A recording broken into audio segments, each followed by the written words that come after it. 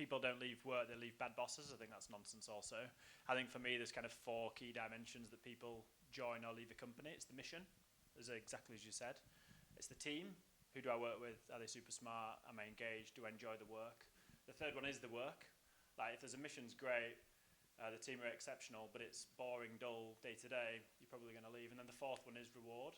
And that's an anchor. If someone's going to pay double what you're getting paid, even if you like your boss, you're likely going to leave, particularly if it's the same job. So I think the key one is trying to strike the balance across all 4.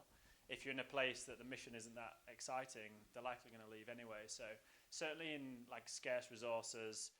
So does the panel have any particular tips for addressing the challenges of recruitment and also retention when we're in a very competitive market for a small number of people who have the skills to use these new technologies? First to the mic. Well, I'll try. I think it's based on what you said. You know, it's about vision. So we found it actually reasonably easy at Tracer, partly because we've got a big backer. But I think the biggest thing has been like, Blood Diamonds is a great story. And although Blood Diamonds aren't really a thing now, you know, diamonds, you know, certainly ours and most of the industry is now very responsibly sourced, but it's a great story. And the vision around that is very easy to sell. So it's like, it's Blood Diamonds, it's blockchain, it sounds sexy, you know. So I think you've got kind of like a really nice story. People will come to you and, you know, okay, you have to pay them a bit, or maybe it's equity or something, but you know, it's just about, I think most of these people in these kind of rare skills, they just want to have fun and be excited and do something that is going to look great on their story of their life. So that's my only advice. Just make it a really cool thing, and they'll come to you.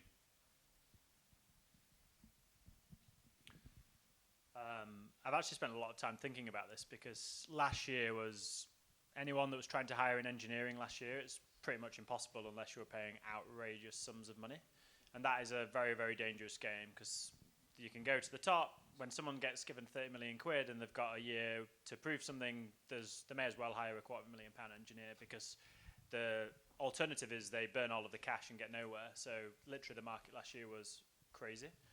I think similar to what we've just discussed, there's a level of sustainability, and in my mind it wasn't sustainable, and the market seems to be softening to a degree.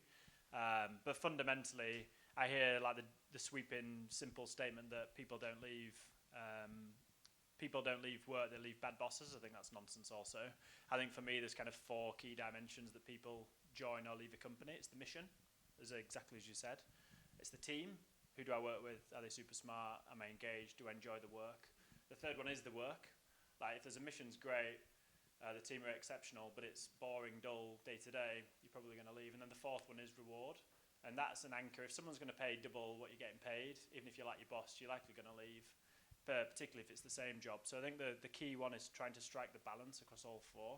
If you're in a place that the mission isn't that exciting, they're likely going to leave anyway. So certainly in like scarce resources, I've got 2 young girls. Like the second that they can start coding, I'm like, that's the place to go, because I don't see a way that isn't going to be part of our future.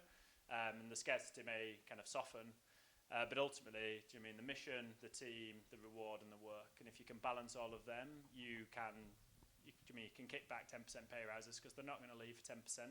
These people get flooded with 20 requests a week with silly day rates or silly starting salaries. But if they're growing, enjoying it, they will stay. That's my perspective. Anyone else struggling with hiring in the emerging tech space? Shall I go next?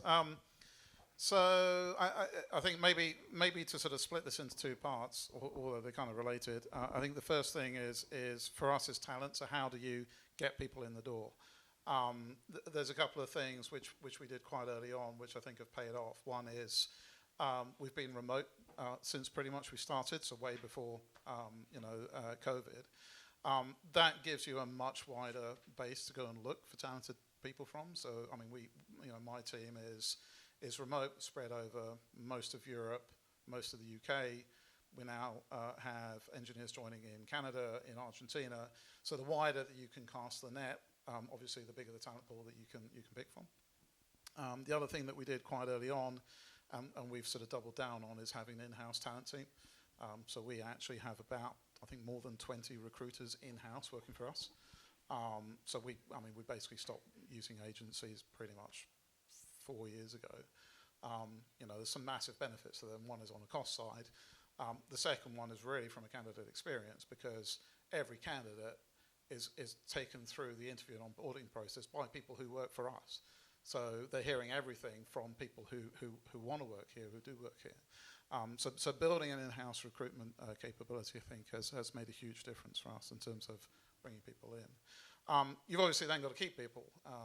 So I think, like most of us in sort of engineering leadership roles, we spend a huge amount of time just thinking about and working out, how do we keep engineers? How do we keep people engaged?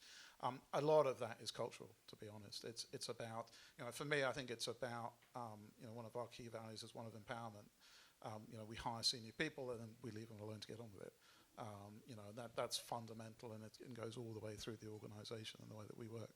So for a lot of, if you're hiring smart, talented people, you kind of need to give them the space to drive their own agenda and sort of take ownership.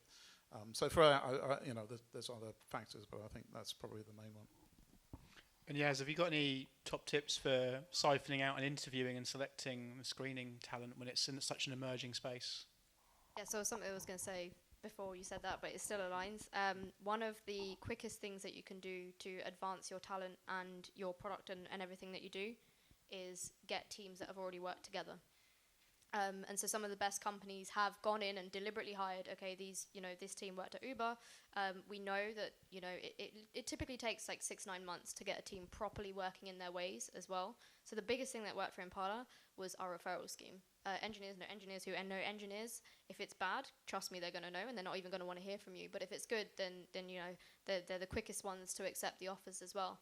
And so we ended up having engineering teams where 50% of them had worked with each other previously at big companies as well. And so for them, taking a complex problem, super simple, just like that. And so that is probably one of the best things that you can do for your talent teams. And it's like an automatic seal of approval as well. Not one of them, didn't pass their probation, didn't excel very well.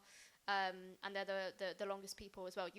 I agree that, you don't leave because of your boss, but you're going to stay if you've got a really good team of people that you enjoy working with. I think that's for certain.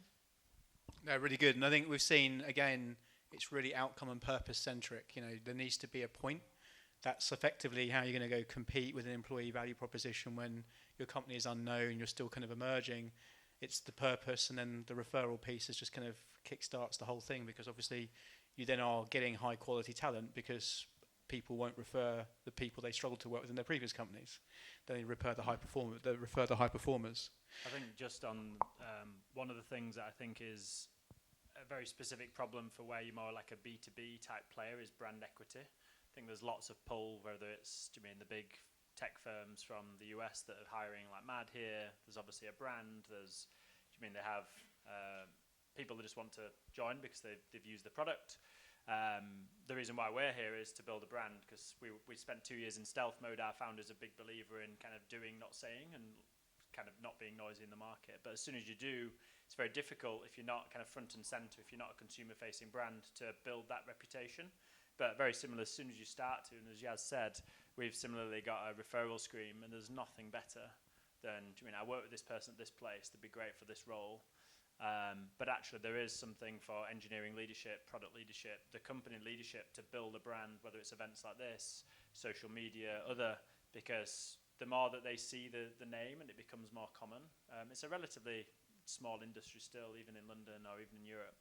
But if you're unknown, you're going to have to use one of the other levers. You're going to have to pay more. You're going to have to give different benefits, because there are great brands doing great things. So, yeah, I think brand building, particularly when you're in a B2B or you're kind of behind the scenes, is also critically important.